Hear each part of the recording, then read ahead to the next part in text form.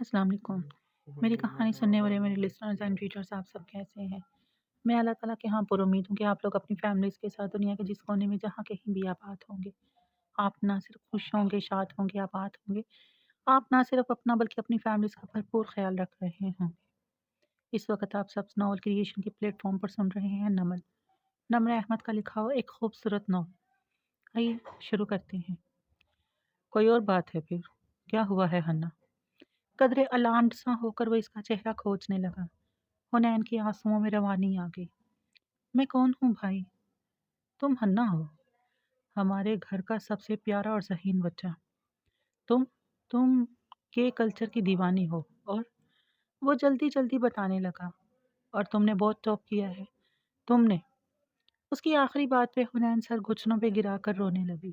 نہیں، کیا میں نے ٹاپ نہیں لی؟ میں نے پہلی پوزیشن۔ حنین، کیا کہہ رہی ہو؟ وہ پریشانی سے اس کا سر تھپک رہا تھا۔ اسے کچھ سمجھ نہیں آ رہا تھا۔ اس نے بھیگا چہرہ اٹھایا، گیلی آنکھوں سے بھائی کو دیکھا۔ میں نے بہت ٹاپ نہیں کیا، مجھے غارت کر دیا ان کورین ڈراموں اور فلموں نے۔ میں تو اس سال پڑھی بھی نہیں ٹھیک سے۔ اس کا سر تھپکتا سادی کا ہاتھ ٹھہرا۔ حیرت سے اس نے حنا کو دیکھا۔ کیا اول فول بولے جا رہی ہو؟ میں نے بہت ٹاپ نہیں کیا۔ پاگل ہو گئی ہو؟ پورا شہر جانتا ہے تم نے بہت ٹاپ کیا ہے۔ تمہارا رزلٹ کارڈ، بورڈ کی تقریب، اخبار میں چھپا رزلٹ، وہ سب سچ تھا۔ نہیں تھا وہ سچ۔ وہ زور سے چیخی۔ میں نے چیٹنگ کی تھی، سنا آپ نے؟ میں نے پیپرز پہلے سے دیکھ رکھے تھے۔ اسے گویا بچھو ڈنک مار گیا تھا۔ وہ ایک جھٹکے سے اٹھا، نفی میں سر ہلاتا پیچھے ہوا۔ کیا بکواس ہے ہنا، کوئی چیٹنگ کر کے ٹاپ نہیں کر سکتا، کوئی پیپرز بھی پہلے نہیں دیکھ سکتا۔ تم میرے ساتھ، تم کوئی پرینک کر رہی ہو۔ اسے اب بھی لگ رہا تھا وہ ایک دم ہنسنا شروع کر دے گی، مگر وہ رو رہی تھی۔ میں نے دیکھے تھے، سب پیپرز دیکھے تھے، مجھے معلوم تھا ایگزام میں کیا آنا ہے، مگر وہ اب بھی نہیں سمجھ رہا تھا۔ ایسا نہیں ہو سکتا، تم ہیکنگ میں کتنی اچھی کیوں نہ ہو، تم کسی بورڈ کا مین فریم ہیک نہیں کر سکتی۔ تم کہہ کیا رہی ہو؟ پیپرز تو بورڈ کے چیئرمین تک کے پاس نہیں ہوتے، اتنی سخت سیکورٹی ہوتی ہے۔ وہ نفی میں سر ہلا رہا تھا۔ پیپر سیٹ کرنے والوں تک کو فائنل پیپر کا علم نہیں ہوتا، بورڈ کا کوئی اہلکار تک پیپرز نہیں دیکھ سکتا سوائے، اور یہیں پہ وہ اٹکا، بے یقینی سے حنین کو دیکھا۔ سوائے آفیسر کانفیڈینشیل پریس OCP کے، اس نے بھائی کا فکرہ مکمل کیا۔ تم مذاق کر رہی ہو، ہے نا؟ بالکل دنگ سا کھڑا وہ کپ کپاتی آواز میں پوچھ رہا تھا۔ OCP ایماندار شخص کو بنایا جاتا ہے۔ معزز دیانت دار آدمی کو کوئی OCP ایسا نہیں کر سکتا۔ مجھے پتا ہے، تمہاری اس دوست کے ابو OCP ہیں جو اسکول میں تھی تمہارے ساتھ، مگر OCP تمہیں پیپر نہیں دکھا سکتا۔ وہ اب بھی ذہنی طور پر یہ قبول کرنے سے انکاری تھا۔ حنین نے دکھ بھری بھیگی آنکھوں سے اسے دیکھا۔ کیا آپ جانتے ہیں انسان اپنے خاندان کے لیے کس حد تک جا سکتا ہے؟ اور آنسو پھر سے ٹپ ٹپ گرنے لگے۔ سادی بے دم سا بیڈ کے پتلے کنارے پہ بیٹھا حنین سے کافی دور، اس کی شل سی نظریں اس پہ جمی تھی جو اپنے گھٹنوں کو دیکھتی بتا رہی تھی، حمیرہ کے ابو OCP ہیں، انہی کی وجہ سے حمیرہ ہمارے بورڈ سے امتحان نہیں دے سکتی۔ جیسا کہ اصول ہے، حمیرہ میرے پاس آئی امتحانوں سے 15 دن پہلے۔ یہ وہ دن تھے جب میں شدید دباؤ میں تھی، آپ باہر تھے، اور میں سارا دن رات کے ڈرامے دیکھتی، اور پھر یہ ڈپریشن ہوتا کہ پڑھ نہیں رہی، مگر کتابوں میں دل نہیں لگتا تھا۔ FSC کے فرسٹ ایئر میں قسم سے میں نے واقعی محنت کی تھی، اور بورڈ میں دوسرے ہائیسٹ مارکس تھے میرے۔ اب مجھے پوزیشن لینی تھی، انا تھی یا امی کو خوش کرنا تھا۔ وہ کہتی اگر تم فیل ہوئی تو تمہارا کمپیوٹر بند کروا دوں گی۔ یہ مائیں غصے میں ہمیں ہماری پیاری چیز سے دور کرنے کی دھمکی کیوں دیتی ہیں ہمیشہ؟ ہتھیلی کی پشت سے گال رگڑا، سر جھکائے وہ بول رہی تھی، اور وہ سانس رو کے سن رہا تھا۔ تب ہی حمیرہ میرے پاس آئی، ساتھ میں اس کے ابو بھی تھے۔ میری کمپیوٹر سکلز کی شہرت دور دور تک تھی۔ لڑکیاں کام لے کر اکثر آتی ہیں، میں کبھی کرتی ہوں کبھی نہیں، بدلے میں کچھ نہیں لیتی، बस तारीफ बहुत होती है। हुमैरा को भी काम था। उसकी बहन की मोहल्ले के किसी लड़के से दोस्ती हो गई थी। लड़के के पास उसकी वीडियो थी। अब्बू ने वहाँ शादी से इनकार करके एक मुअज़्ज़ज़ घराने में रिश्ता करवाया। महीने बाद उसकी शादी थी, मगर वो लड़का ब्लैकमेल करने लगा। आइन शादी के रोज़ वीडियो की तस्वीर बनाकर फंक्शन में बांटने का यही कहा था उसने।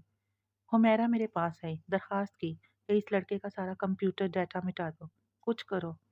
तो मैंने कहा कि वो अपने अब्बू को भेजे, अकेले। अगली सुबह उसके अब्बू आए, यहीं ड्राइंग रूम में। अम्मी स्कूल थी। मैंने उन्हें इधर बिठाया, उनकी बात सुनी। वो शर्मिंदा और बेबस नजर आते थे। बोले कि मैं क्या कर सकती हूँ। तो मैंने कहा, उसके आंसुओं ने सारा मंजर धुंधला कर दिया और इस धुंध में से एक पुराना मंजर उभरने लगा। उनका ड्राइंग रूम, सोफे पे बैठे अधेड़ उम्र मगर मुअज़्ज़ज़ और शरीफ से फारूक साहब, और उनके सामने सोफे पे टांग जमा कर बैठी हो नैन, ऐनक लगाए, बाल फ्रेंच चोटी में बांधे। वो संजीदा और पुरसकून नजर आ रही थी। मैं उसका मोबाइल और घर के तमाम कंप्यूटर्स वायरस डालकर इन्फेक्टेड कर दूंगी। फिर इसको पैगाम भेजूंगी कि जिस फ्लैश और सीडीज में तुमने वो सब डाल कर रखा है वो ख़राब हो चुकी हैं। हैरान होकर वो इनको बारी बारी चेक कर लेगा। यूं हर शय इन्फेक्टेड हो जाएगी। चंद घंटों में उसका तमाम डाटा मिट जाएगा। ना सिर्फ ये, बल्कि मैं उसके कंप्यूटर तक रिसाई हासिल करके उसमें मौजूद उसकी बहनों वगैरह की पिक्चर्स ले लूँगी। फिर उनके ज़रिए उसको ब्लैकमेल करूँगी कि अगर नाज़िया बाजी के बारे में किसी से एक लफ्ज़ भी कहा तो मैं उसकी बहनों की तस्वीरें फ़ोटोशॉप करके उसी के महल्ले में बांट दूँगी। इसके बाद उसकी मजाल नहीं होगी कि वो नाज़िया बाजी को दोबारा ब्लैकमेल कर सके। वो गोया सांस रोके सुन रहे थे। बामुश्किल सर इस बात में हिलाया। बेटा, आप ये सब कर सकती हैं। वाकई नॉर्मल लोग तो। मैं नॉर्मल नहीं हूँ, मैं हनैन हूँ। वो लहजे भर को रुकी, उनकी आंखों में देखा। मगर आपने ये सोचा है कि अगर मैं पकड़ी गई, ये साइबर क्राइम है, आखिर तो मेरा क्या होगा? बदनाम भी होंगी और जेल भी होगी। जिंदगी तो बर्बाद हो जाएगी मेरी। तो अगर आपकी बेटी के लिए मैं इतना कुछ करने जा रही हूँ तो आपको भी मेरे लिए कुछ करना होगा। जी बताइए, मैं क्या कर सकता हूँ? वो आगे को हुए। आप ओसीपी हैं, आपके पास अगले महीने होने। एक लफ्ज भी इससे आगे मत बोला। वो लाल सुर्ख होते एकदम खड़े हो गए। सोचना भी मत कि मैं ऐसा कुछ करूँगा। मैं बहुत टॉपर हूँ, मुझे पेपर्स ना दिखाएं तब भी दूसरी पोजीशन ले लूँगी। वो भी साथ खड़ी हुई, उनकी आंखों में आंखें डालकर सख्ती से बोली, मगर मुझे पहली लेनी है। ये मेरी इज्जत का मामला है। मैं ऐसा कुछ भी नहीं करूँगा। उंगली उठाकर सख्ती से तंबिया की। वो तल्खी से मुस्कुराई। तो फिर किसी और एक्सपर्ट के पास जाएं और इससे कहें कि इस लड़के का डाटा मिटा दे। मगर मेरा डाटा कैसे मिटाएगा कोई? आप शायद भूल रहे हैं, वो वीडियो मेरे पास भी है। फारूक साहब बेयकीनी से झटका खाकर 2 कदम पीछे हटे। और उस वक़्त भाई मुझे लगा मैंने उस शख्स को आधा मार दिया है। उनको कायल करना आसान नहीं था, मगर वो मजबूर हो गए। मैंने उनका काम कर दिया और उन्होंने मेरा। मैंने ये भी कहा कि रिज़ल्ट आने तक नाज़िया की वीडियो तल्फ़ नहीं करूँगी, ताकि वो मेरी मुखबरी ना करवा सकें। मुझे पेपर्स दे दिए उन्होंने और मैंने बहुत टॉप कर लिया। मुझे कोई गिल्ट नहीं हुआ। रिजल्ट वाले दिन इनको कॉल करके कहा कि वीडियो मैंने तल्फ कर दी है। उन्होंने जवाबन कुछ कहे बगैर फ़ोन रख दिया। इतने महीने गुजर गए, मगर मुझे एक दफ़ा भी गिल्ट महसूस नहीं हुआ। जिसने वारिस मामू को कत्ल किया था, उसे भी शायद एक दफ़ा तो दुख हुआ होगा। मैं तो उनसे भी बुरी निकली कि मुझे तो लगा मैं पेपर्स देखे बिना भी दूसरी पोजीशन ले सकती थी। कोई जुर्म नहीं किया मैंने, मगर ये सच नहीं था। अलीशा के ख़त ने मुझे बताया कि ये सच नहीं था। अच्छे नंबर ले लेती, मर मर कर मेरिट पे आ जाती, मगर मैं टॉप कभी ना कर सकती, क्योंकि मुझे इन कोरियन ड्रामों ने पढ़ाई से दूर कर दिया था। अलीशा के ख़त ने मुझे बताया कि मैं कितनी बुरी हूँ। तब भी मैंने सोचा मैं फ़ारूक साहब से माफ़ी मांग लूँगी और बस। तो अलीशा के ख़त के बाद मैंने इनके घर फ़ोन किया तो इनकी बेटी ने बताया जिस दिन मेरा रिज़ल्ट आया था उस रोज़ मेरा फ़ोन सुनने के बाद वो स्टडी टेबल पे गए, अपना इस्तीफ़ा लिखा, दस्तखत किए और سر وہیں میز پہ رکھ دیا۔ حمیرہ ان کو بلانے گئی مگر تب تک وہ مر چکے تھے۔ وہ مر گئے بھائی، برسوں اس نازک عہدے کی دو دھاری تلوار پہ ایمانداری سے چلے تھے۔ ان کو میں نے کاٹ کر رکھ دیا، میں نے اس شخص کی جان لے لی۔ میں کون ہوں بھائی، میں کون ہوں؟ وہ گھٹنوں پہ سر رکھے روئے جا رہی تھی اور وہ سامنے بالکل چپ بیٹھا تھا۔ بہت دیر بعد وہ ذرا سنبھلی، سر اٹھایا، ہتھیلی کی پشت سے گیلا چہرہ صاف کیا۔ میں اب ایڈمیشن نہیں لوں گی، ہر گناہ توبہ سے معاف نہیں ہو جاتا، بڑے گناہوں کے بڑے کفارے ہوتے ہیں۔ یہ مت کہنا کہ میں دوبارہ امتحان دے دوں، میں ان کتابوں کو دوبارہ کھول بھی نہیں سکتی، پڑھنا تو دور کی بات۔ وہ ان پرزا پرزا کاغذوں کے مزید ٹکڑے کرنے لگی، پھر نظریں اٹھا کر بھائی کو دیکھا۔ وہ بالکل چپ تھا۔ کچھ تو کہیں۔ مجھے تم سے کچھ نہیں کہنا، کہتے ہوئے وہ اٹھا اور بے دم قدموں سے چلتا ہوا باہر نکل گیا۔ حنین کا سر مزید جھک گیا اور بہتے آنسوؤں میں روانی آ گئی۔ بڑے گناہوں کے بڑے کفارے۔ قصر کاردار پہ سپہر سرما کی ٹھنڈ اور خون کی اندر سموئے اتر رہی تھی۔ لاؤنج کی دیوار گیر، کھڑکیوں کے پردے ہٹے تھے، باہر کی روشنی نے سارے لاؤنج کو روشن کر رکھا تھا۔ ملازم کاموں میں لگے آ جا رہے تھے۔ ایسے میں اونچی کھڑکی کے آگے جواہرات کھڑی تھی، مغربی طرز کا سیاہ گھٹنوں تک آتا لباس اور سیاہ ٹائٹس میں ملبوس، سینے پہ بازو لپیٹے، دائیں ہاتھ کی انگلیوں سے بائیں کوہنی پہ مسلسل دستک دیتی۔ اس کی شیرنی سی آنکھیں باہر جمی تھی، جہاں سبزہ زار پہ سادی چل کر آتا دکھائی دے رہا تھا۔ آج اورنگزیب کی وفات کو 7واں روز تھا اور اس دوران وہ کئی دفعہ جواہرات کا حال پوچھنے آ چکا تھا، مگر اس آخری ملاقات میں وہ جواہرات کا اس کے سامنے اول فول بول دینا، وہ اس کا میری سے بات کرنا، وہ جواہرات کو ابھی تک چبھ رہا تھا۔ اور پھر اس کی تیکھی نظروں میں مزید ناگواری ابھری۔ سبزہ زار پہ چل کر آتا سادی درمیان میں رکا۔ میری جو ٹرے اٹھائے گزر رہی تھی، اس کے مخاطب کرنے پہ رک کر اس سے بات کرنے لگی۔ جواہرات کو الفاظ اتنی دور سے سنائی نہیں دے رہے تھے، مگر اس کی بے چینی بڑھتی جا رہی تھی۔ کیا اس کو اپنے گھر میں چین نہیں جو روز چلا آتا ہے؟ عقب میں نوشیروان نے کہا تو وہ چونک کر پلٹی۔ وہ جیبوں میں ہاتھ ڈالے کھڑا ناگواری سے کھڑکی کے پار سادی کو دیکھ رہا تھا۔ اب مجھے برا ملا مت کہیے گا کہ میں نے آپ کے دوست کی شان میں گستاخی کر دی۔ ساتھ ہی اکتائے ہوئے انداز میں ہاتھ اٹھا دیے کہ وہ ڈانٹ سننے کے موڈ میں نہیں ہے۔ جواہرات چند لمحے اسے دیکھتی رہی، پھر مڑ کر کھڑکی کو دیکھا۔ نیچے کھڑے سادی اور میری اینجیو ہنوز محو گفتگو تھے۔ میری کچھ کہے یا نہیں، جو وہ اس دن خود اتنا کچھ کہہ چکی، وہ بھی خطرناک تھا۔ تم ٹھیک کہہ رہے ہو، اسے یہاں ہر وقت نہیں آنا چاہیے، تو پھر کیوں نہ اس کا اس گھر میں داخلہ بند کر دوں؟ چمکتی ہوئی آنکھوں سے مسکراتی وہ شیرو کی طرف گھومی۔ 7 دن بعد وہ بالآخر سنبھلی ہوئی پرانی والی جواہرات لگ رہی تھی۔ نوشیروان نے حیرت سے اسے دیکھا۔ آپ کیا کریں گی؟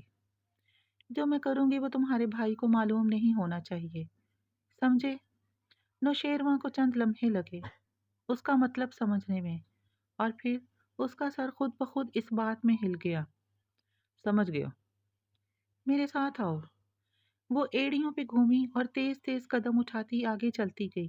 اس کا رخ باہر کی جانب تھا۔ شیرو تیزی سے پیچھے لپکا۔ اکت، وہ خائن وقت کی کچھ بے دیانت سائتیں ہوں گی۔ میرے اندر کا میں محبوس کر ڈالا گیا پرہول زندہ میں۔ بڑا ہی لا ابالی وقت تھا جو ہو گیا ایک مشتعل بچہ۔ در زندہ میں مقفل کر کے چابی کلزم لولاک میں پھینکی، کہیں تو وسعت افلاک میں پھینکی۔ وہ چابی اب نہیں ملتی، مقفل در نہیں کھلتا، مجھے تو خود سے ملنا تھا۔ میں کب تک وسعت افلاک چھانوں گا، کہاں تک دھند میں کھوئے ہوئے آفاق چھانوں گا۔ سید نصیر شاہ۔ سبزہ زار پہ میری اینجیو کھڑی ابھی تک سادی سے بات کر رہی تھی۔ جواہرات سینے پہ بازو لپیٹے چلتی قریب آئی تو آوازیں بھی سنائی دینے لگیں۔ میرا خیال ہے، بلکہ جتنا تمہارے بیٹے کے کینسر کو میں نے ریسرچ کیا ہے، وہ آپریشن کے بعد ٹھیک ہو جائے گا، تم فکر مت کرو۔ बीमारी का जल्द इलम हो जाना तो अच्छी बात। वो इसे तसल्ली देते मुड़ा तो जवाहरात और शेरू चलते हुए आते दिखाई दिए। सादी नरमी से मुस्कुराया और सर को खम देकर सलाम किया। मिसेस कारदार, आपको पहले से बेहतर देखकर खुशी हुई। इन दिनों में इतनी दफा देख चुके हो, फर्क तो नजर आया होगा। वो बज़ाहिर मुस्कुराई और आइन उसके सामने आ रुकी। सादी को कुछ महसूस हुआ। निगाहें जवाहरात के कंधे के पीछे शेरू तक गईं, जो तनफ्फुर से उसे घूर रहा था। पूछ सकती हूँ, मेरी मुलाजमा से क्या बात हो रही थी? वो अब भी मुस्कुरा रही थी, मगर आंखों से शोलों की लिपटें उठ उठ कर बाहर को आई थी। मैरी ने मुझे बताया था अपने बेटे के कैंसर के बारे में। मैंने उसको इंटरनेट पर सर्च किया तो ये हाशिम को बताने वाले मसले हैं मेरी एनजीओ, या घर आने वाले हर दूसरे शख्स को? मुस्कुराती मगर सुलगती आंखों से मैरी को घूरा। उसका चेहरा फीका पड़ा। वो सॉरी कहती, निदामत से सर झुकाए उल्टे कदमों मुड़ गई। सादी की मुस्कुराहट सिमटी, अचंभे से जवाहरात को देखा। आई एम सॉरी मिसेस कारदार, मैं आपकी खैरियत पूछने आया था। और खैरियत पूछने या ये मालूम करने के औरंगजेब वसीयत में तुम्हारी बहन के नाम कुछ छोड़कर तो नहीं गए? सादी का दिमाग भग से उड़ गया। जी? उसने बेयकीनी से उन दोनों को देखा। मेरे बेटे के खिलाफ उसके बाप के कान भरते वक्त तुम्हारी बहन ने जरा एहसास नहीं किया कि ये सदमा औरंगजेब की जान ले सकता है।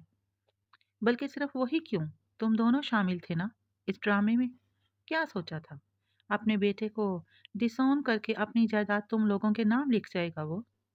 मुस्कुराहट हनूस लबों पे थी, मगर आवाज गुस्से से बुलंद हो रही थी।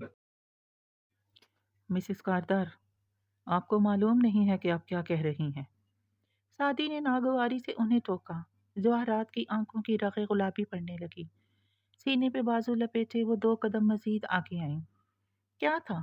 अगर तुम दोनों औरंगजेब के बजाय मुझे या हाशिम को तन्हाई में वो सब बता देते, मगर तुमने जरा उस शख्स का एहसास नहीं किया। उसको अंदर ही अंदर ये गम खा गया सादी, और वो इस हालत में मरा कि अपने बेटे से नाराज था, और इस सब के जिम्मेदार तुम हो। इस बात पे सादी ने फौरन संजीदगी से इस्बात में सर हिलाया। जी हाँ, बिल्कुल। अपने आप को अगवा भी मैंने किया था, और झूठ बोलकर बाप से पैसे भी मैंने मांगे थे ना। वो तने अब्रू के साथ नागवारी से बोला तो जवाहरात लम्हे भर को चुप हुई। ए, मेरे बाप का नाम भी ना लेना।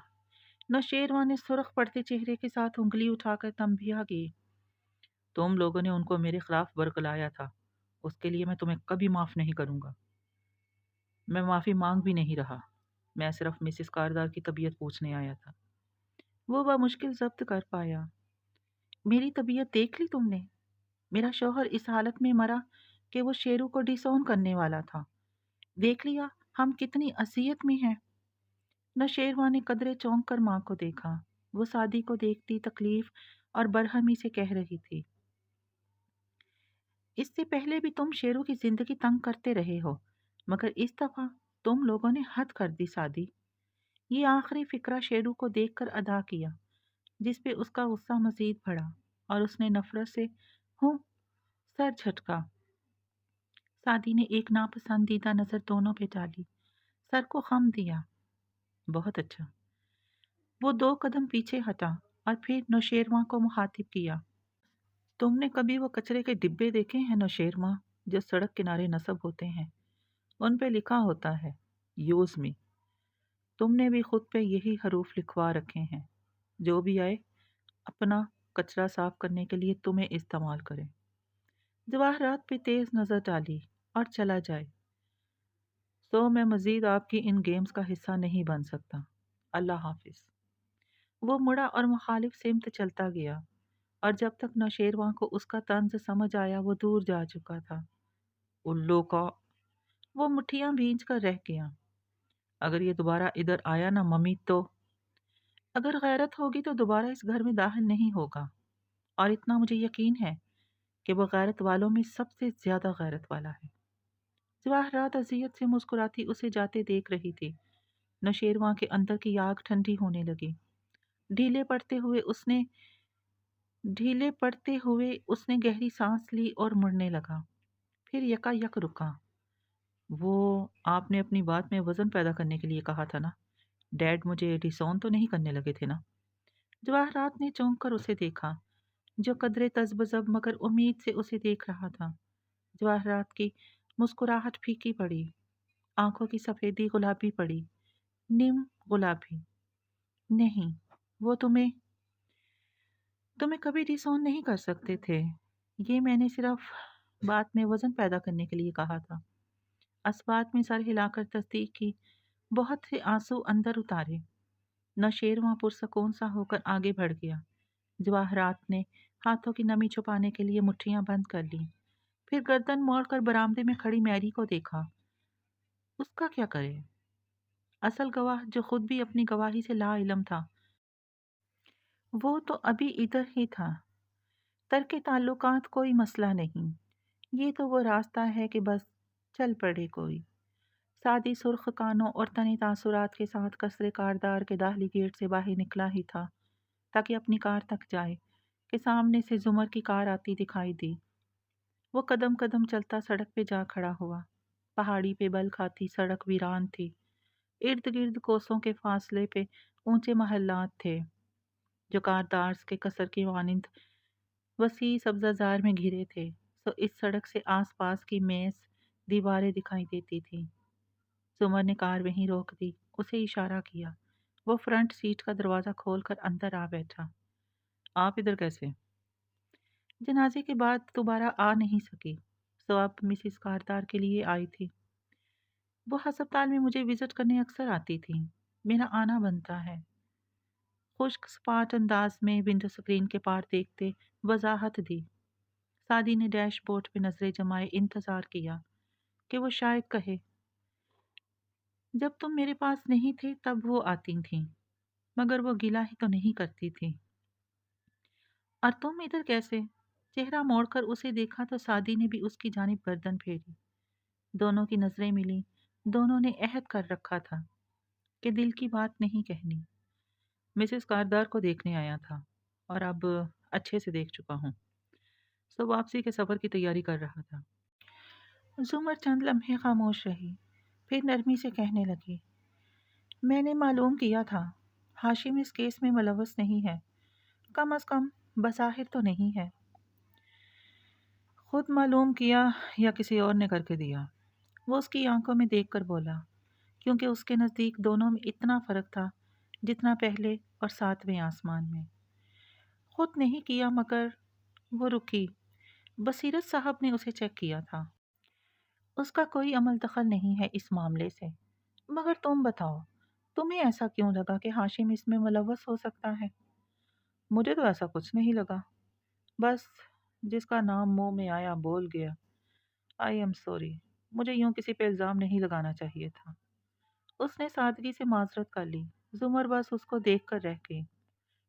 تم نے اس کے بارے میں اتنی بڑی بات کہہ دی، میں اتنے دن اس کی پوچھ گچھ کرواتی پھر رہی تھی، اور اب تم کہہ رہے ہو کہ تم نے یوں ہی کہہ دیا تھا۔ شدید غصے کو بمشکل اس نے ضبط کیا، تو وہ سارے دن جو اس نے فارس کے حق میں کوئی بھی بات ڈھونڈنے میں صرف کیے، وہ سب ایک مذاق تھا۔ مجھے سمجھ نہیں آیا کس کا نام لوں، بس ان کا لے لیا۔ یہ لوگ انگلی سے کاردار قصر کی جانب اشارہ کیا، اب میرے ساتھ پہلے کی طرح برتاؤ نہیں کرتے، مجھے شاید اسی بات کا غصہ تھا۔ وہ بامشکل ضبط کرتی اسے گھورتی رہی۔ اس نے ندامت سے سر جھکا دیا، ہلکا سا بولا، سوری۔ اور تم نے ہاشم سے یہ کیوں کہا کہ وہ آڈیو میں نے نکلوا کر دی تھی؟ سادی نے جھٹکے سے سر اٹھایا۔ یعنی انہوں نے آپ سے پوچھا تو پھر کیا کہا آپ نے؟ جو مجھے کہنا چاہیے تھا۔ معلوم ہے تب ہی یہ کہا تھا۔ وہ اداسی سے مسکرایا۔ سب کچھ ویسے ہی ہوا تھا جیسے اس نے سوچا تھا۔ میں ان سے خفا تھا کیونکہ وہ بھی آپ ہی کی طرح فارس ماموں کو قاتل خیال کرتے ہیں، اور اب چونکہ میں ماموں کے لیے کوشش کر رہا ہوں تو وہ مجھ سے خفا ہیں، مگر مجھے اچھا لگا کہ آپ نے میرا مان رکھا اور آپ ماموں سے ملنے جیل گئیں، اس کے لیے شکریہ۔ کیا تمہارے ماموں نے تمہیں یہ بتایا کہ اس نے مجھے استعمال کر کے جیل توڑنے کی کوشش کی؟ सादी की मुस्कुराहट गायब हुई, एकदम सीधा होकर बैठा। क्या मतलब? जुमर ने महज चंद फिक्रे तफसील बताने पे साया किए, जिसके बाद सादी की रंगत सर्द पड़ती चली गई। आई एम श्योर पुप्पो, कोई गलतफहमी हुई होगी, वरना वो कभी ऐसा नहीं कर सकते। मैं इनसे शादी में थक गई हूँ। उसने दोनों हाथ उठाकर उसको बोलने से रोका। मैंने इस केस से भी खुद को अलग कर लिया है। मैं मजीद फारस के मसलों में नहीं उलझना चाहती। फिर भी मैं दोबारा उलझी। इतने दिन मैंने पहली दफा फर्ज करना शुरू किया कि वो बेगुनाह हो सकता है, मगर उसने फिर वही काम किया।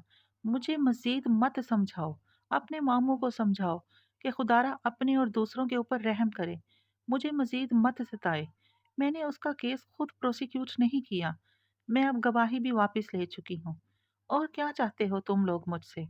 जब मेरा दिल कहता है कि वही मेरा मुजरिम है, तो मुझे जबरदस्ती उसको बेगुनाह कहने पे मजबूर मत करो।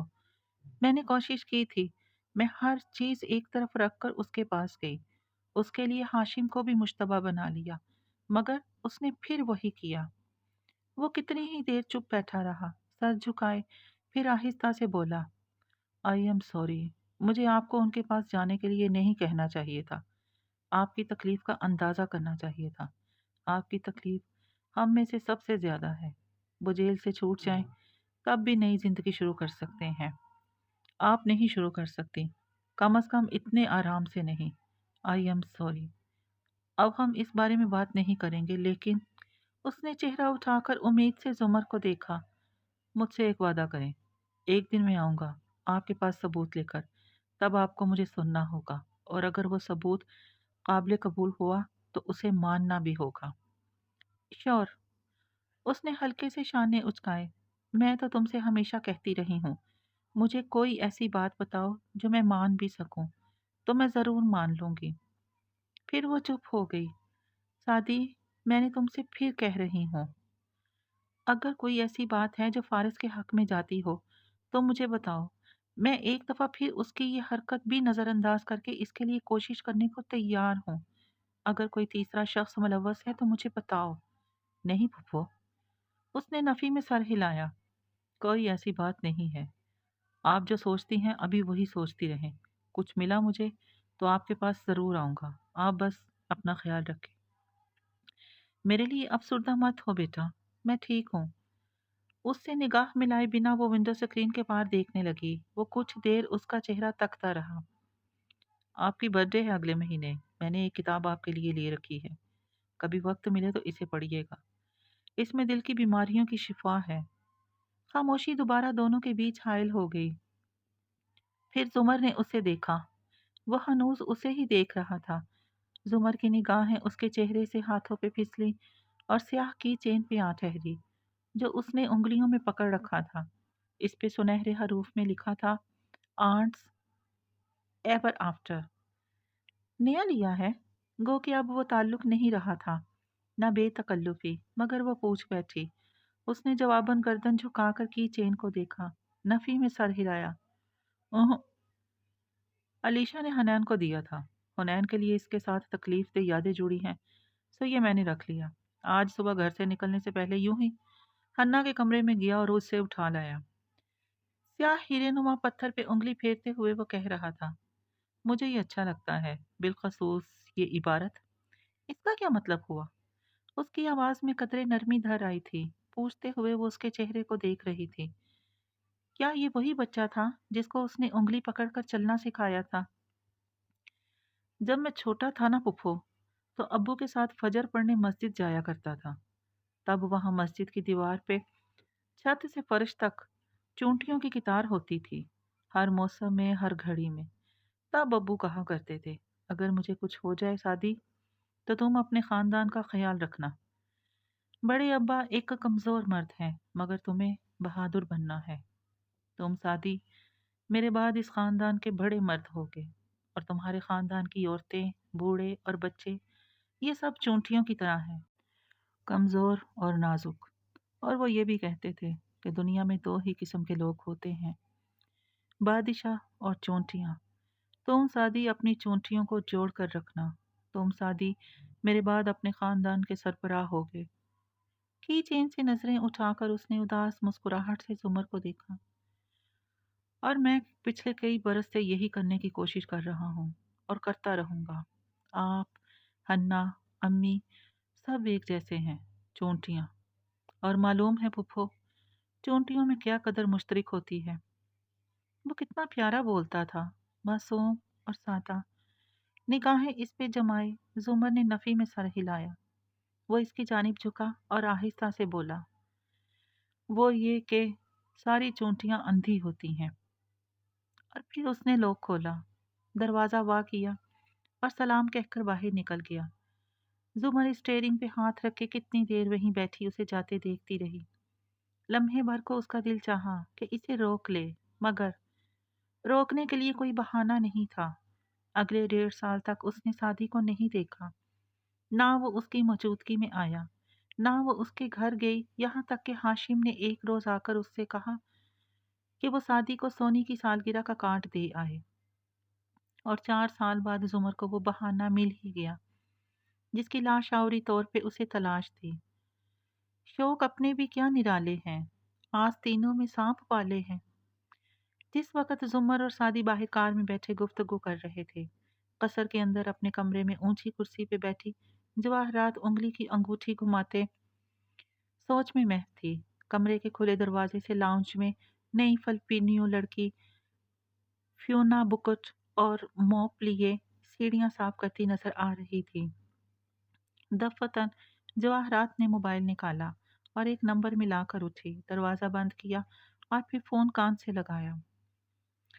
जी डॉक्टर आफ्ताब, क्या हाल है? फैमिली कैसी है आपकी? सब ठीक है मिसेस कारदार हैं।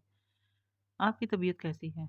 वो फीका सा मुस्कुराकर बोले, हूँ, आई एम फाइन। नखुवत से बोली, ज़रा वक्फा दिया। पोस्टमार्टम रिपोर्ट पढ़ ली थी मैंने, मैं मुतमिन हूँ। अब आप मुझे बताइए कि क्या कोई गैर मुतमिन तो नहीं? नहीं। वो लम्हे भर को रुके। हाशिम ने और इनके सिक्योरिटी ऑफिसर खावर ने, इन दोनों ने मुझसे पूछा था औरंगजेब साहब के चेहरे के बारे में। क्या पूछा था?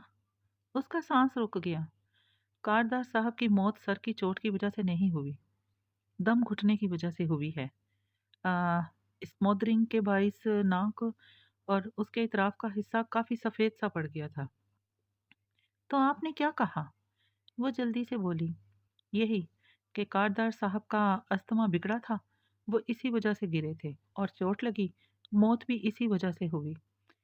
वो दोनों डॉक्टर्स नहीं हैं, मुतमिन हो गए थे, क्योंकि बहरहाल कारदार साहब को शदीद दिमा तो था ही। वैसे भी होमिसिडल स्मूथिंग की तशखीस बहुत मुश्किल से हो पाती है, तो मैंने वो बात संभाल ली थी। ये एक तबी मौत थी। जवाहरात की अटकी सांस बहाल हुई। उसने इस बात में सर हिलाया, चंद मामूल की बातें कहकर फोन रख दिया, फिर उठकर दरवाज़ा खोला। फियोना सफाई करती अब आखिरी जीने तक आ चुकी थी। जवाहरात ने उसे हल्के से आवाज़ दी। वो चीज़ें रखकर मुअद्दब सी चली आई। ठंड आ रही है, दरवाज़ा बंद कर दो। वो वापस कुर्सी पे आन बैठी और मुस्कुराती आंखों से इशारा किया। फियोना सुबक रफ्तारी से दरवाज़ा बंद करके उसके सामने आ खड़ी हुई। जवाहरात ने गौर से उसे देखा। वो स्याह बालों की पोनी बनाए फीने चीनी नकूश वाली खुश शक्ल और कम उम्र लड़की थी। काम में दिल लग गया है तुम्हारा? जी, मेरी एनजीओ ने सब सिखा दिया है मुझे, कदरे शर्मा कर बोली। हूँ। पीछे घर में कौन होता है तुम्हारे? माँ और 4 बहनें, एक भाई। मैं सबसे बड़ी हूँ। सर झुकाए उसने लब कुचले, आंखों में नमी आई। तुम्हारी तनख्वाह से उनका गुजर बसर अच्छा होता होगा, मगर भाई को पढ़ाना, इज्जतदार नौकरी दिलवाना, ये सब तो मुश्किल होगा। हूँ। वो एयर रिंग पे उंगली फेरती गौर से उसे देख रही थी। फयूना ने झुके सर को इस बात में जुम्बश दी। ये तो है। काश मैं तुम्हारी तनख्वाह बढ़ा सकती, मगर मेरी एनजीओ हेड स्टाफ है और तुम सिर्फ एक मातहत मेट। हाँ, अगर तुम मेरी एनजीओ की जगह होती तो लाखों में खेलती, लेकिन फयूना ने झुकी पलकें उठाई, उम्मीद और खौफ के मिले जुले तासुर से उसे देखा। लेकिन اس کی پوزیشن پہ پہنچنے میں تو تمہیں 7-8 سال لگ جائیں گے۔ اس کا اگلے 3 سال تک کا معاہدہ رہتا ہے ہمارے خاندان سے، اور اس کی رو سے میں اسے بے وجہ نکال نہیں سکتی۔ وہ رکی۔ فیونا نے تابے داری سے اس بات میں سر ہلایا۔ جی، وہ بہت اچھا کام کرتی ہیں، مگر وہ تمہاری طرح تیز اور پھرتیلی نہیں ہے۔ اس کے اپنے بچے کی فکر کھائی جاتی ہے جس کو وہ فلپائن میں چھوڑ آئی ہے۔ تم اس سے بہتر ہیڈ سٹاف بن سکتی ہو، مگر یہ ممکن نہیں کیونکہ وہ اگلے کئی سال تک اسی پوسٹ پہ رہیں گی اور آپ اسے نکال بھی نہیں سکتی۔ قدرے مایوسی اور بے دلی سے کہتے اس کی آنکھیں پھر جھکیں۔ میں نے یہ نہیں کہا کہ میں اسے نکال نہیں سکتی، چاہوں تو ابھی نکال دوں، کھڑے کھڑے، مگر اس کے لیے وجہ کا ہونا ضروری ہے۔ وجہ؟ فیونا نے چونک کر اسے دیکھا، الجھن سے ابرو سکیڑے۔ ہاں، جیسے چوری۔ ایرنگ کو 2 انگلیوں سے مسلتے وہ مسکرائی۔ جس دن اس نے چوری کی وہ ڈیپورٹ کر دی جائے گی، اور مجھے معلوم ہے وہ جلد یا بدیر چوری ضرور کرے گی۔ اسے اپنے بچے کے علاج کے لیے پیسے درکار ہیں، تنخواہ سے بھی کئی گنا زیادہ۔ جب اسے یہ معلوم ہوگا کہ یہ باکس، سنگھار میز پہ رکھے ننھے سے جولری باکس کی جانب اشارہ کیا، جس کا کوٹ میری تاریخ پیدائش سے کھلتا ہے اور اس میں میرا ایک قیمتی نیکلس رکھا ہے، تو کیا وہ خود کو روک پائے گی؟ اسے اس بارے میں سوچنا چاہیے، ہے نا؟ فی اونا ٹھہر ٹھہر کر مسکرا کر اس کا نام ادا کیا۔ زمر کے آنے پہ جب فیونا مسز کاردار کے کمرے سے نکلی تو اس کی آنکھیں ایک انوکھے خیال سے چمک رہی تھیں۔ جو کھلی کھلی تھیں عداوتیں مجھے راست تھیں، یہ جو زہر خند سلام تھے مجھے کھا گئے۔ ہاشم کاردار کا آفس جس فلور پہ تھا اس کی راہداری سپوٹ لائٹ سے جگمگا رہی تھی۔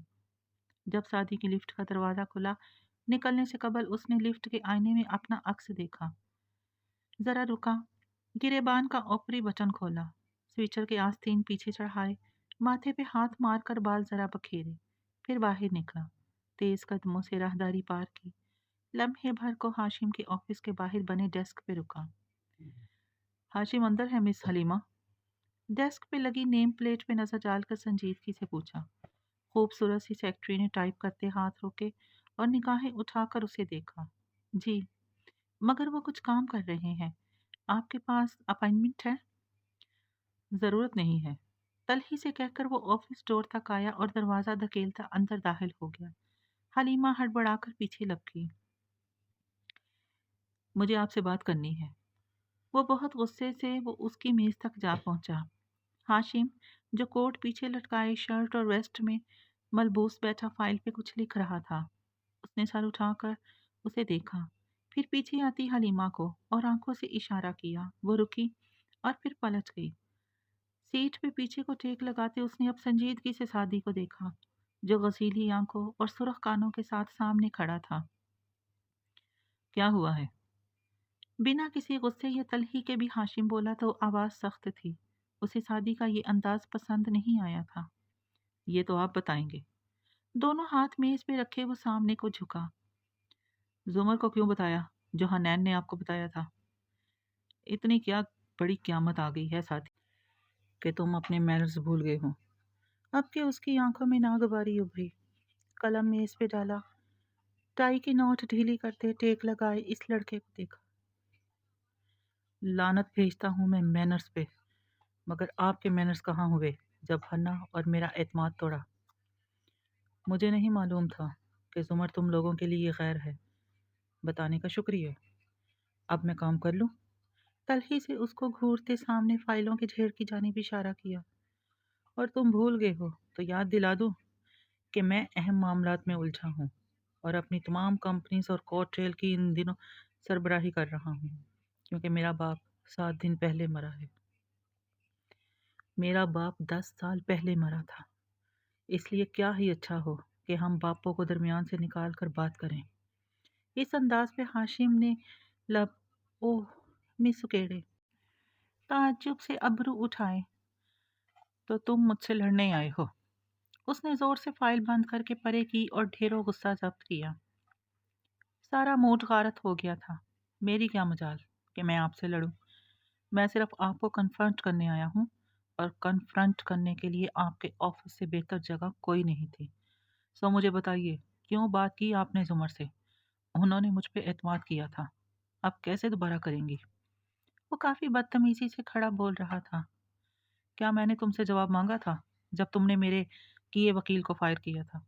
وہ تلخی مگر ضبط سے بولا تو سعدی مزید بھڑک اٹھا۔ مانگے جواب؟ میں دوں گا ہر جواب۔ ساتھ ہی میز پہ زور سے ہاتھ مارا اور اتنے غصے سے وہ اسے گھور رہا تھا۔ تو کیوں کیا میرے وکیل کو فائر؟ کیونکہ وہ وکیل بھی آپ جیسا تھا ہاشم بھائی، آپ کی طرح اسے بھی فارس غازی کی بے گناہی کا یقین نہیں تھا۔ آپ کو کیا لگتا ہے میں بچہ ہوں؟ ہوں۔ نفرت سے اسے دیکھتے سر نفی میں ہلایا۔ مجھے سب سمجھ میں آ گیا ہے، آپ کو بھی اندر سے یہی لگتا ہے کہ فارس نے قتل کیے ہیں، آپ بھی ان کو برا سمجھتے ہیں، اوپر سے آپ جو بھی کہیں، اندر سے آپ نے بھی ان کو اکیلا چھوڑ دیا ہے۔ بالکل، میں ایسا ہی سمجھتا ہوں۔ پھر کیا کرو گے تم؟ وہ اب بھی برداشت کر رہا تھا۔ میں آپ سب پہ ثابت کروں گا کہ یہ قتل انہوں نے نہیں کیے تھے۔ آپ، زمر، سب ایک جیسے ہیں۔ آپ سب نے ان کو اکیلا کر دیا ہے۔ اتنے سال میں آپ ایک دفعہ ان سے ملنے جیل نہیں گئے۔ لوگوں کی باتیں آپ کے دل میں بھی بیٹھ گئی ہیں، اور آپ بھی باقیوں کی طرح ہی ہیں۔ کہتے ہوئے وہ بے حد ہرٹ اور دکھی سا لگتا پیچھے ہٹا۔ ہاشم سختی اور ناپسندیدگی سے اسے دیکھ رہا تھا۔ اگر مجھے معلوم ہوتا کہ وکیل کے بدلاؤ پہ باز پرس کرنے پہ تم مجھ سے ایسے بات کرو گے تو میں اسے ذکر کو نہ چھیڑتا۔ ہاشم کا صدمہ اور غصہ حقیقی تھا۔ مجھے آپ کی بات سے فرق نہیں پڑتا، وہ پیچھے ہٹتے مزید بلند آواز میں غصے سے بولا تھا۔ آپ کا امیج میری نظروں میں تباہ ہو چکا ہے، اس لیے بتا دوں، آپ کے والد کے چہلم کا دعوت نامہ آیا تھا، میں نہیں آؤں گا۔ میرے گھر سے کوئی نہیں آئے گا، آئندہ ہمیں کسی بھی دعوت پہ بلانے کی زحمت نہیں کیجیے گا۔ انکار سن کر آپ کو خود شرمندگی ہوگی۔ تنفر سے جذباتی انداز میں کہتا وہ مڑا اور باہر نکل گیا۔ دروازہ بند کرتے اسے اندر کا منظر جو نظر آیا، اس میں ہاشم غم و غصے اور قدرے صدمے میں بیٹھا اسے دیکھ رہا تھا۔ پھر دروازہ بند کر دیا۔ راہداری میں چلتے سعدی نے گہری سانس لی، دانستہ بھڑکائے اور تنے اعصاب کو گویا ڈھیلا کیا۔ ہاتھ اب بھی قدرے لرز رہے تھے اور دل دھڑک رہا تھا۔ لفٹ کے پاس رکا تو اس کے دھاتی دروازے میں اپنا عکس دیکھتے خود کو شاباش دی۔ اچھی پرفارمنس تھی سعدی، اگر جواہرات یہ نہ کرتی تب بھی میں نے ان کے گھر نہ جانے کا کوئی نہ کوئی تو بہانہ ڈھونڈنا ہی تھا کہ اب ان کے ساتھ ایک میز پہ کھانا کھانا، ہنس کر بات کرنا سب عذاب تھا۔ ہر جگہ وارث کا خون نظر آتا۔ سو اچھا کیا تم نے سعدی، اب ہاشم بھائی کم از کم یہ نہیں جان سکیں گے کہ میں ان کی اصلیت جانتا ہوں۔ اسے صرف اعتماد توڑنے کا غصہ خیال کریں گے، اگر یہ نہ کرتا تو میرے کھنچے کھنچے رویے سے وہ سمجھ جاتے۔ بہت اچھا کیا سعدی، روز ان کی شکل نہ دیکھنے کا بہانہ ڈھونڈ لیا۔ لفٹ میں کھڑے اترائی کا سفر طے کرتے وہ خود کو نارمل کرتا داد دے رہا تھا۔ دل البتہ ویران سا تھا، آنکھوں میں بار بار نمی آتی جسے وہ سویٹر کے آستین سے رگڑ لیتا۔ بھولنے والا لوٹ تو آیا، وقت مغرب یا عشاء کا تھا۔ چھوٹے باغیچے والے گھر میں کچن سے پکتے کھانے کی مہک یوں پھیل رہی تھی جیسے پانی کے گلاس میں ٹپکا انک کا قطرہ پھیلتا ہے۔ ساری فضا اشتہا انگیز خوشبو سے معطر ہو گئی تھی۔ ایسے میں حنین سعدی کے خالی کمرے میں بے مقصد کرسی پہ بیٹھی تھی، کوہنیاں میز پہ ٹکائے، چہرہ ہتھیلیوں پہ گرا دیا، اینک اتار کر سائڈ پہ رکھ دی۔ کچھ دیر انگلی سے میز پہ لکیریں کھینچتی رہی، پھر یکایک چونکی۔ قریب میں سفید جلد والی کتاب رکھی تھی، ساتھ ریپر اور کارڈ۔ سعدی وہ کتاب کسی کو تحفے میں دے رہا تھا۔ اچنبے سے اس نے کارڈ اٹھایا، سالگرہ کا کارڈ، زمر کے نام۔ اوہ، پھپھو کی سالگرہ تھی نا چند دن بعد، تو سعدی وہ کتاب زمر کو دینے جا رہا تھا۔ یہ وہی کتاب تھی جو برسوں پہلے اس نے ایک دفعہ یوں ہی کھول لی تھی۔ اب دوبارہ کھولی تو پہلے صفحے پہ ہاشم کا نام لکھا تھا۔ اس نے نام پہ انگلی پھیری اور مسکرا دی، پھر بے مقصد صفحے پلٹتی رہی، دفعتاً درمیان میں ایک ورق پہ رکی۔ 700 برس پہلے کے زور زمانوں کو جاتا دروازہ سامنے تھا۔ حنین نے رک کر سوچا کہ اندر جائے یا نہیں، پھر بنا مزید کچھ سوچے اس نے ہاتھ بڑھایا اور اسے دھکیلا۔ لکڑی کے قدیم منقش پٹ واہ ہوئے، वहां से ढेरों रोशनी का सैलाब उमड़ आया। उसकी आंखें चुंधिया गईं। रोशनी कदरे थमी तो उसने पलकें झपका झपका कर इधर उधर देखा। वो कदीम दमिश्क के उस जर्द से मकान के बाहर खड़ी थी जो मस्जिद से मुल्हिका था। एक जमाने में उसने यहाँ मजमे में घिरे एक बीमार को देखा था। आज यहाँ वीरानी थी, सन्नाटा था। जर्द सी शाम उतर रही थी। रोशनी अब खत्म हो चुकी थी। मकान के अंदर चिराग जल रहे थे। पजामे, लंबी कमीज और हेयर बैंड लगे बालों वाली हन्ना इस सारे जर्द मंजरनामे में वाहिद रंगीन शय थी। उसने पहले इधर उधर देखा, फिर बिल्ली की चाल चलती फूंक फूंक कर कदम रखती मकान के अंदर आई। पहले कमरे का पर्दा हटाया और सर नीचा करके अंदर दाखिल हुई। इस मुतालियाती कमरे में जगह जगह दिए जल रहे थे या चंद एक मोटी मोमबत्तियां। दीवार में बने खानों में किताबें रखी थी। सामने फर्श पे दो जानू होकर शेख मौलम बैठे थे और चौकी पे धरे कोरे पर्चे पे कलम स्याही में डिबो डिबो कर लिखते जा रहे थे। वो सीने पे बाजू लपेटे चौखट में खड़ी तनकीदी नजरों से उनको देखने लगी। फिर गर्दन कड़ाकर पुकारा, क्या आपने अपनी किताब खत्म नहीं की? वो सर झुकाए लिखते रहे। हुनैन ने आंखें नाराजी से सुकेड़ी। इर्द गिर्द सब जर्दी माइल था, जैसे पुराने जमाने का प्रिंट हो, और एक वही कलरफुल थी। फिर कदम कदम चलती करीब आई। चौकी के आईन सामने सर तिरछा करके गोया झांका। क्या आपकी किताब में वाकई दिल की बीमारियों का इलाज है? पूछते वक्त शक्ल यूं बेनियाज बनाई गोया जवाब में दिलचस्पी ना हो, मगर सारी हिस्सियात जवाब पे लगी थी। हर मर्ज की दवा है। जो इसे जानता है वो उसे जानता है, और जो उसे नहीं जानता वो उसे नहीं जानता। सर झुकाए कहते हुए वो बोले थे, आह, आपके जमाने के मर्ज। उसने गोया मायूसी से हाथ झाड़े। फिर सामने बैठी चौकी पे कोहनी रखी और हथेली पे ठोड़ी गिराई। ताउन और दूसरे वबाई मर्ज हमारे जमाने में नहीं होते। हमारे मसले और हैं, यू नो। मगर नहीं, आपको क्या पता। फिर जैसे उसे गुस्सा आया, तेवरी चढ़ाकर बोली, आप 700 साल कदीम के एक बूढ़े हैं, एक नाइबो बूढ़े। आपको तो ये तक नहीं मालूम कि कंप्यूटर क्या होता है, इंटरनेट क्या होता है, टीवी शोज किसे कहते हैं, और वो जिंदगी कैसे तबाह करते हैं। मगर नहीं, उफ। जैसे कड़ाह कर सर झटका। अफसोस से उनको देखा। आपकी किताब मेरी मदद नहीं कर सकती, क्योंकि इसमें मेरे किसी मसले का हल नहीं है। वो हनूस कलम स्याही में डिबो डिबो कर लिखते जा रहे थे। तो जिच होकर हन्ना उनके पर्चे पे झुकी, गर्दन तिरछी करके पड़ा। ए ईमान वालो, बेशक खुमर और मयस्सर और इंसाब और इस्लाम शैतान के गंदे कामों में से है। बस इनसे बचो ताकि तुम निजात पाओ। हन्ना ने सर उठाया, आंखें सुकेड़ कर मशकूक नजरों से उनको देखा। मुझे पता है ये आयत है, मतलब भी पता है। खुमर होती है शराब, मयस्सर होता है जुआ, इंसाब होते हैं बुत और इस्लाम। आंखें मीच कर सहन पे जोर दिया। हाँ, फाल के तीर वगैरह, राइट। मगर ए शेख, ये मेरे मुल्क की मेरे जैसी मिडिल क्लास की लड़कियों पे अप्लाई नहीं होता। निहायत अफसोस से उनको देखते नफी में सर हिलाया। आपके ज़माने में होते होंगे, दमिश्क में शराब के मटके, वो जैसे नसीम हिजाजी के नॉवेल्स में होते थे। हम तो इस मशरूब का नाम भी नहीं लेते। लेना पड़े तो अंग्रेजी में अल्कोहल कह देते हैं। अंग्रेजी में चीज़ें कम बेहुदा लगती हैं। राजदारी से आगे होकर इनको इतला दी। वो सुने बगैर लिखते जा रहे थे। बहरहाल, शराब, जुआ, बुत, पान से किसी से कोई दूर का भी वास्ता नहीं मेरा। सो वो हाथ झाड़कर उठी। आपकी किताब मेरे किसी काम की नहीं। जैसा कि मैंने कहा, आप 700 बरस पुराने एक नाइवो बूढ़े हैं। कदरे मायूसी, कदरे खफगी से वो वापस जाने को मुड़ी। दो जानू बैठे कलम से पर्चे पे लफ्ज उतारते शेख ने होले से पुकारा, जब शराब हराम की गई थी تو وہ برتن بھی توڑ دینے کا حکم دیا گیا تھا جن میں وہ پی جاتی تھی۔ وہ اس کو نہیں دیکھ رہے تھے، غالباً لکھتے ہوئے اونچا بول رہے تھے۔ حنین نے تعصب سے سر نفی میں ہلایا۔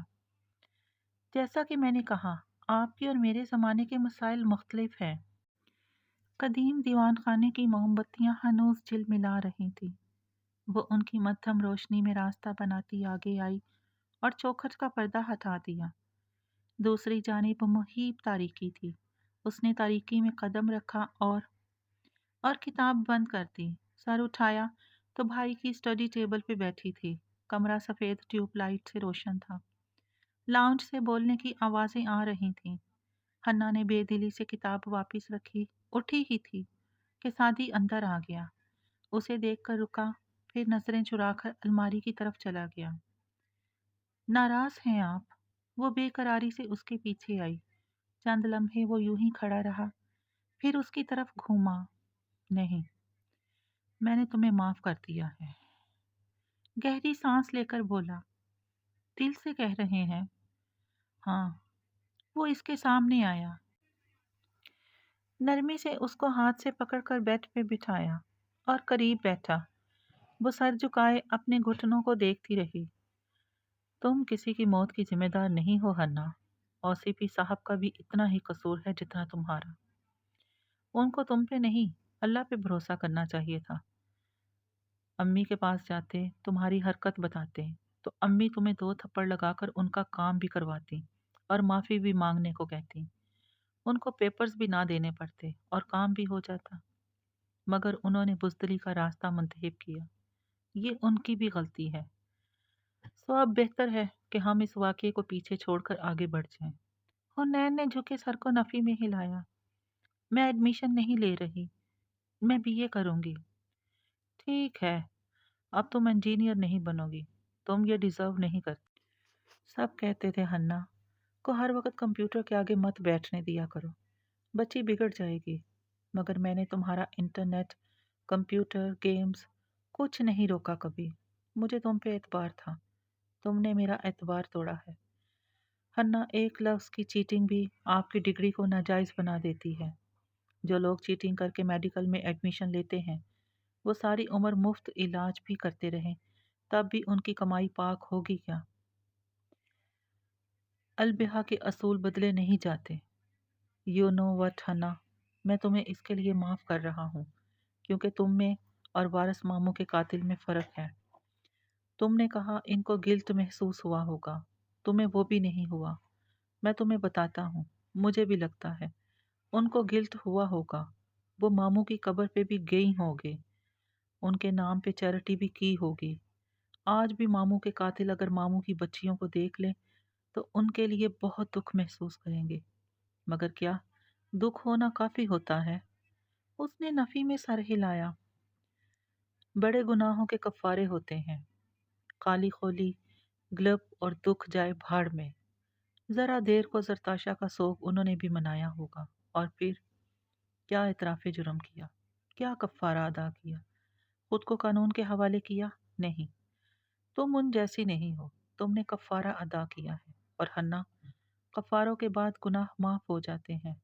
او سی پی صاحب کی جان تم نے نہیں، ان کی بیٹی اور ان کی بزدلی نے لی ہے۔ میں تمہیں معاف کرتا ہوں، مگر مجھے بہت عرصہ لگے گا دوبارہ تم پہ اعتبار کرنے میں۔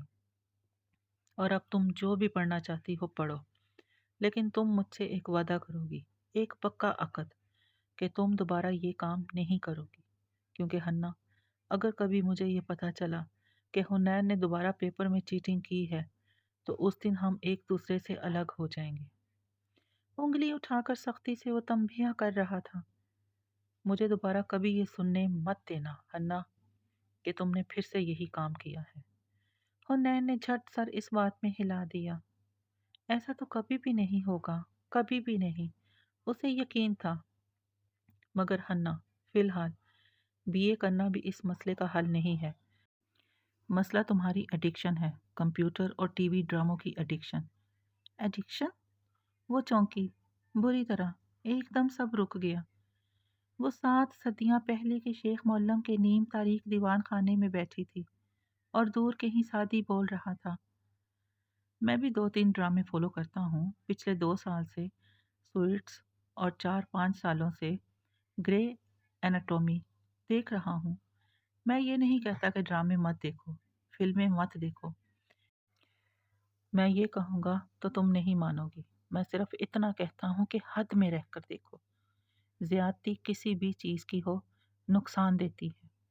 وہ اس کا چہرہ دیکھتی چپ چاپ سوچے گئی۔ کیا سوچا پھر تم نے؟ خمر شیطان کی گندگی میں سے ہے۔ وہ ہولے سے بولی تو سعدی نے ناسمجھی سے اسے دیکھا۔ کیا مطلب؟ اسے بات کا موقع محل سمجھ نہیں آیا۔ وہ دور کسی اور زمانے میں بیٹھی بول رہی تھی۔ شیخ نے ٹھیک کہا تھا، ہر شخص کا خمر مختلف ہوتا ہے۔ پتہ ہے الکوہل کیوں حرام ہے؟ کیونکہ وہ نشہ کرتی ہے اور لت ڈالتی ہے۔ ہر نشے والی چیز خمر ہوتی ہے، چاہے وہ مشروب نہ ہو یا اس کا رنگ سرخ نہ ہو۔ میرا خمر یہ سب تھا، یہ computer, mobile, internet, T V. سو اب اس نے نفی میں سر ہلایا۔ میں ان چیزوں کو استعمال نہیں کروں گی۔ کوئی عزم تھا جو اسی لمحے کر لیا۔ سعدی نے بے اختیار سمجھانا چاہا۔ انا، کوئی بھی چیز بذات خود اچھی یا بری نہیں ہوتی، اس کا استعمال اسے اچھا یا برا۔ بالکل بھی مت کہیے گا یہ فضول بات، جو لوگ دہرا کر نہیں تھکتے۔ وہ غصے سے بولی، ہر چیز کے بارے میں آپ یہ نہیں کہہ سکتے کہ یہ بذات خود اچھی یا بری نہیں ہے۔ کچھ چیزوں کا برا استعمال ان کے اندر برائی کا اثر اتنا راسخ کر دیتا ہے کہ ان میں آپ کے لیے اچھائی ختم ہو جاتی ہے۔ جب خمر ممنوع ہوئی تھی تو ان برتنوں کو بھی توڑ دینے کا حکم دیا گیا تھا جن میں وہ پی جاتی تھی۔ آپ خمر کے برتن میں آب زمزم نہیں پی سکتے بھائی۔ خیر، آج کل کے برتنوں کو دھو کر استعمال کیا جا سکتا ہے۔ وہ اس زمانے میں کدو کے برتن تھے جو وہ اسے فتویٰ اور فقہ بتا رہا تھا، مگر حنین نے نفی میں سر ہلایا۔ زمانہ نہیں بدلا بھائی، اب بھی مسئلے وہی ہیں جو 700 سال پہلے کے دمشق میں ہوا کرتے تھے۔ کسی اور کے لیے یہ چیزیں بری نہیں ہوں گی، مگر میرے لیے ہیں۔ میں ان کو اب ہاتھ بھی نہیں لگاؤں گی۔ نفی میں سر ہلاتی حنین کی آنکھیں بھیگتی جا رہی تھی۔ لیکن ہنا، الکوہل بھی اکٹھی حرام نہیں ہوئی تھی، آہستہ آہستہ منع کی گئی تھی، 3 حصوں میں۔ ایک دم سے ان چیزوں کو زندگی سے نکالو گی تو اپنا ایک حصہ انہی کے ساتھ کھو دو گی۔ ایڈکٹڈ آدمی کو ایک دم سے منشیات سے نہیں ہٹایا جاتا، ڈوز ہلکی اور مزید ہلکی کی جاتی ہے۔ آہستہ آہستہ چھوڑو۔ خود کو دبا کر جبر کرو گی تو کتنا عرصہ ضبط ہوگا؟ ایک دن اسپرنگ کی طرح واپس وہیں آ جاؤ گی۔ نہیں، اگر ابھی نہیں چھوڑا تو کبھی نہیں چھوڑ سکوں گی۔ وہ نام میں گردن ہلائے جا رہی تھی۔ سعدی نے مزید سمجھانا چاہا، مگر حنا نے فیصلہ کر لیا تھا۔ وہ چپ ہو گیا۔ اگر وہ اپنا ضبط نفس آزمانا چاہتی تھی تو سعدی کو اسے روکنا نہیں چاہیے۔ اگلے روز ندرت نے جب کچن کی چوکھٹ پہ کھڑے ہو کر لاؤنج میں جھانکا تو دیکھا وہ کمپیوٹر پیک کر کے سعدی کے کمرے میں شفٹ کر رہی تھی۔ اسمارٹ فون میں سے اس نے پہلے ہی سم نکال کر اسے توڑ پھوڑ کر پھینک دیا اور امی کی سم چھوٹے پرانے نوکیا سیٹ میں ڈال کر انہیں دے دی کہ میں اب یہ نہیں استعمال کروں گی۔ ندرت کو سعدی نے پتہ نہیں کیا کہا، کیا کہہ کر سمجھایا تھا کہ وہ پہلے تو چپ رہی، پھر ڈانٹنے لگی۔ انہیں اس کے انجینئرنگ میں ایڈمیشن نہ لینے کا بہت دکھ تھا، مگر وہ بے حس بنی سنتی گئی۔ کتنے دن ندرت نے اس کے ساتھ سر پھوڑا، پھر خود ہی تھک کر خاموش ہو گئی۔ زندگی میں اور بھی غم تھے حنین کے سوا، اور اس تنہائی اور خاموشی کی نئی سرنگ میں داخل ہونے کے بعد حنین یوسف کے لیے ایک ہی روزن تھا، اپنا عہد۔ اگلے بورڈ ایگزام میں، BA فائنل کے ایگزام میں، وہ اپنی محنت سے پاس ہوگی، جیسے سیکنڈ ایئر سے پہلے ہر سال ہوتی رہی تھی۔ اور جس دن ایمانداری کا رزلٹ آئے گا، اس کے دامن پہ لگا بے ایمانی کا داغ دھل جائے گا۔ بھائی اس پہ پھر سے اعتماد کرنے لگے گا۔ اب وہ کبھی بھی اس کو یہ سننے کا موقع نہیں دے گی کہ حنین نے چیٹنگ کی ہے۔ اب حنین ایسا کبھی بھی نہیں کرے گی۔ سعدی نے کہا تھا اگر اسے دوبارہ ایسا کچھ پتہ چلا تو اس دن وہ دونوں الگ ہو جائیں گے، مگر ایسا کچھ نہیں ہوگا۔ उसे यकीन था, वो गलत थी।